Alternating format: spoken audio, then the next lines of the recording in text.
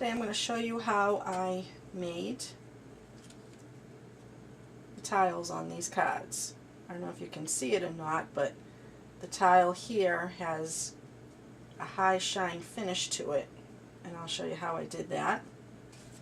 And this is another version, same exact stamp, high shine again, just a different design.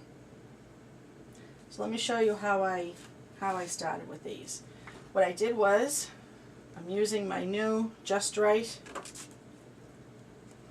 I cut the top off to get it out of the package, but you can see that this is the new square Just Rite stamp, and it has four different borders, and it comes with a whole stack of letters so that you can, there's little ones, there's big ones, and you can have a lot of fun with them doing your own monogram, or you could even put words in here. It's totally up to you.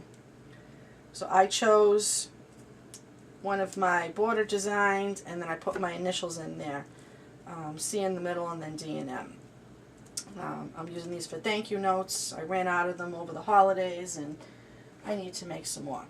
So here's my stamp. It's all set up. It's ready to go. And I'm going to show you how I made these tiles.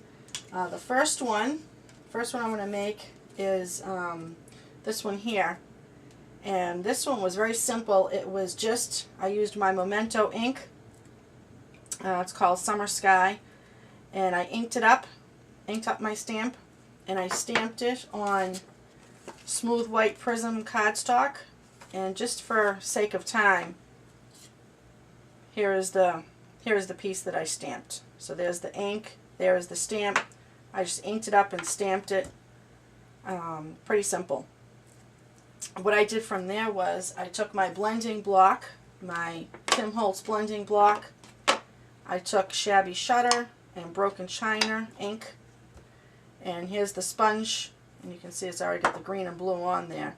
And what I did was I went around the edges very loosely, and I tap it off a little bit on my silicone mat first, and very lightly I inked around the edges. And you can see that I go on to the tile.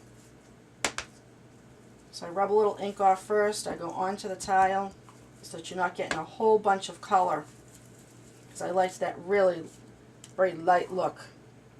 Now I went to my blue, and once again very lightly, and the blue and green kind of combine a little bit to give you that nice pretty aqua color.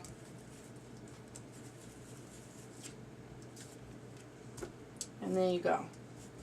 You can blend it in a little bit more. Okay, that's how I did that one. So the image is all done. From there, what I did was I took my Versamark and I coated the entire tile.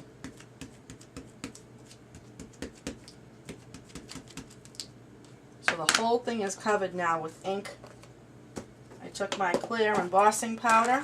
That's just what this is. I keep it in a little tub like this. It's so much easier to use. And I dump